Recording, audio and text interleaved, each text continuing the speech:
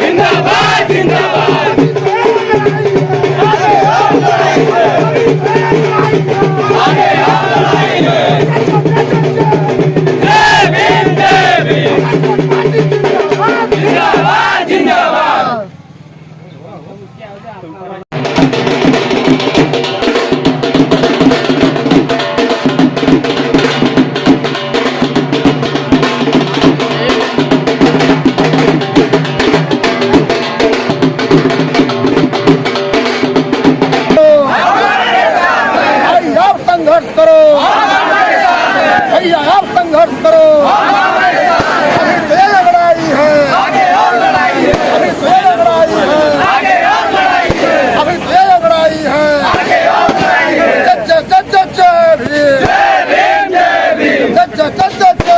जय भीम, जय भीम, जगह आजाद जिंदाबाद, जगह आजाद जिंदाबाद।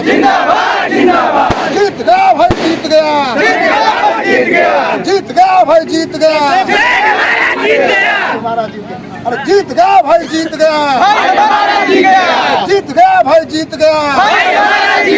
अरे क्यों पड़े हो चक्कर में, क्यों पड़े हो चक्कर में, अभी तो ये लड़ाई है, अभी तो ये लड़ाई है।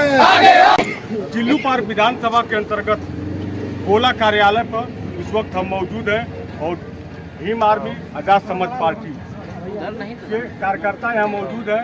आज इन लोगों के लिए बहुत बड़ी खुशी है कि इनके राष्ट्रीय अध्यक्ष चंद्रशेखर आजाद रावण ने विजय प्राप्त किया और बहुत अच्छे मार्जिन से कम लाखों वोट से ज़्यादा वोटों से मार्जिन प्राप्त किया। और ये पहली बार ऐसा हुआ है कि भीम आर्मी का कोई एक सिपाही पार्लियामेंट में बैठने जा रहा है, इसलिए ये लोग बहुत खुश आइए उत्साहित हैं। और इनसे जानते हैं उसी के उत्तर प्रदेश के मीडिया प्रभारी जो है प्रदेश महासचिव डॉक्टर पी.के. सागर जी हैं और गोरखपुर मंडल के अध्यक्ष जंग बहादुर प्रधान है, गोरखपुर जिला के अध्यक्ष प्रिंस आजाद है और इसी में बबलू आजाद भी हैं, प्रदेश कार्यकारिणी सदस्य हैं। सबसे पहले हम प्रदेश महासचिव से जानेंगे कि क्या इस बार आप लोगों को उम्मीद थी कि नहीं, और ये लड़ाई कितनी कड़ी थी और कैसी लड़ाई थी। ये फर्स्ट बार, कई बार से आदमी संघर्ष करते करते आज जो है आपका एक साथी और ये राष्ट्रीय अध्यक्ष जो बड़े निचले स्तर से उठ कर खड़ा होकर एक संस्था बनाए, तो इसमें क्या कहेंगे? पहले तो आपके चैनल के माध्यम से सभी दर्शकों को बहुत बहुत बधाई, मंगल कामनाएं।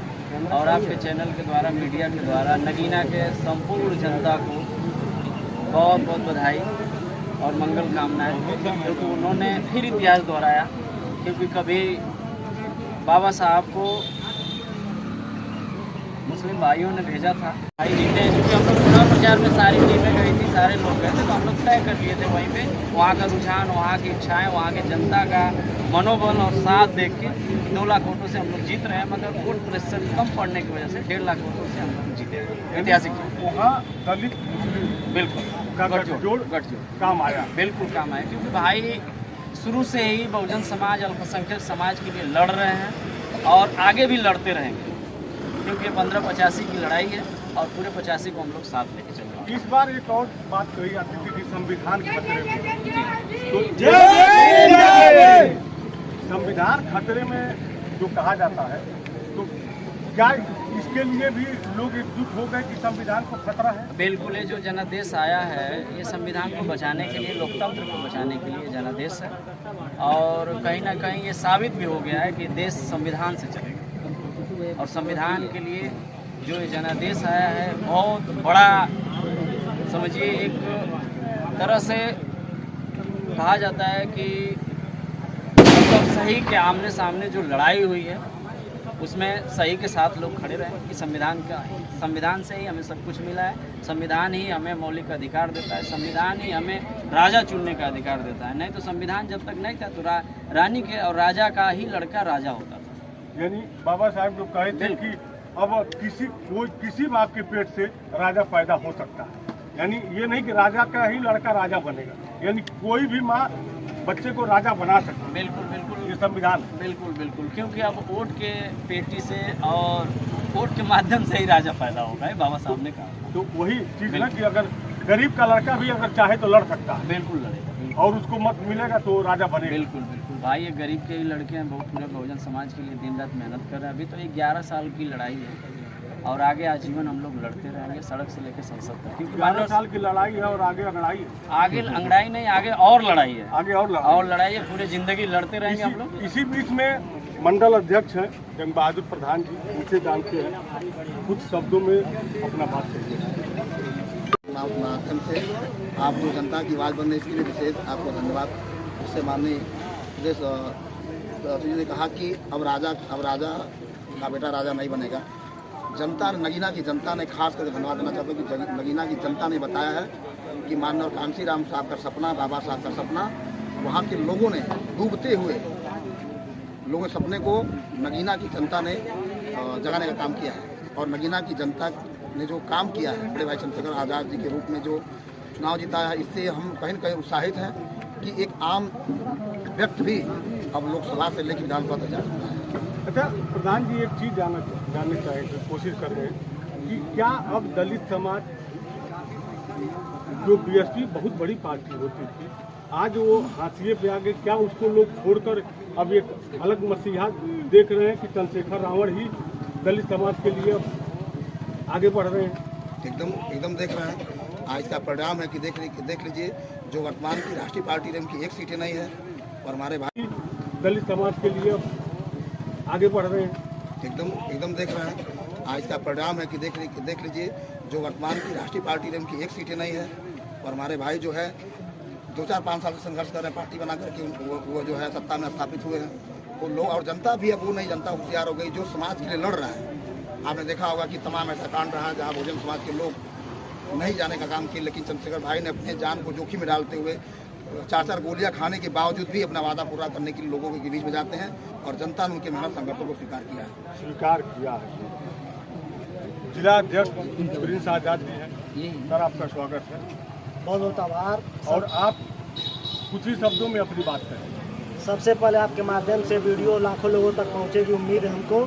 सबसे पहले कहना चाहूँगा कि नगीना के उन बासिंदों को जो एक हेडमास्टर के बेटे को सराखों पर बैठाया, वहाँ के मुस्लिम समाज को जो लाखों की संख्या में भर भर के वोट डाला, वहाँ के दलित समाज के, वहाँ पिछड़े समाज को, बहुजन समाज के हर जाति के लोगों ने नगीना लोकसभा में वोट के साथ साथ भाई को नोट भी दिया। उनका चुनाव जो जिस वक्त धन बल की राजनीति कहा जाता है, दलितों पिछड़ों के लिए कठिन होती राजनीति जा रही है, लेकिन ये साबित नगीना के लोगों ने किया है कि अगर कोई संघर्षशील युवा आए करेगा तो यही समाज उसको पैसा भी देगा, वोट भी देगा और उसको सराखों पे बैठा के संसद में भेजने का काम करेगा। संसद में भेजने का काम करेगा।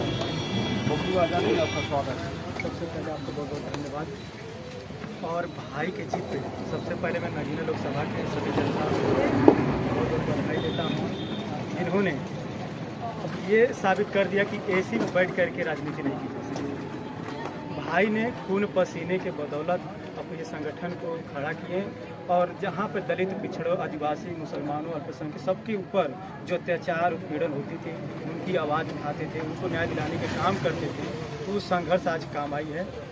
और जो संघर्ष काम आया है, इसी बीच में सर आपसे जानने की कोशिश करेंगे कि जो आप कह रहे हैं कि दलित वंचित शोषित की लड़ाई चंद्रशेखर रावण भी लड़ रहे हैं, यही लड़ाई इस बार देखने को मिला है कि जो कांग्रेस और सारी पार्टियां गठबंधन की हैं, जो पीडीए का नारा दिए हैं, पिछड़ा, दलित, अल्पसंख्यक, तो फिर एक ही लड़ाई साथ में हो सकता है कि दोनों लोग साथ आ जाएं। बिल्कुल साथ आ जाएं, क्योंकि हम लोग तो चाहते ही थे कि गठबंधन में हम साथ रहें, बट किन्हीं कारणों की वजह से वो लोग नहीं लिए। बट उसमें हमें कोई वो नहीं है, आने वाले समय में हम जवाब देंगे कि हम कहाँ खड़े हैं। जवाब देंगे, अगर जरूरत पड़ेगी तो गठबंधन के साथ नहीं, अभी हम साथ हैं, अभी हम साथ हैं, उसमें कोई दिक्कत नहीं। ये देखिए इन लोगों से बात हुई और सारी हमने पूछा भी और बेबाकी से जवाब दिया, और आज कोई ऐसा सवाल नहीं किया जाएगा क्योंकि आज इन लोगों के दिन खुशहाली का दिन है। आज इन लोगों के लिए एक दिवाली ही माना जाएगा कि हम जानते हैं कि इधर जितने लोग आए हैं शायद अपने घर में दिया भी जलाएंगे और मिठाई लड्डू तो बांट ही रहे हैं, इसलिए ये खुशी सब लोग रहे और चंद्रशेखर आज़ाद पहुँचे। और जो यहाँ की जनता अपेक्षा कर रही है इनसे, और जो उन्होंने सपना दिखाया और अब उस सपने को साकार करने का समय आया है, वो साकार करें और पार्लियामेंट में अपने दलित, पिछड़ा, अल्पसंख्यक का जो पीडीए का नारा है उसको बुलंद करें। धन्यवाद।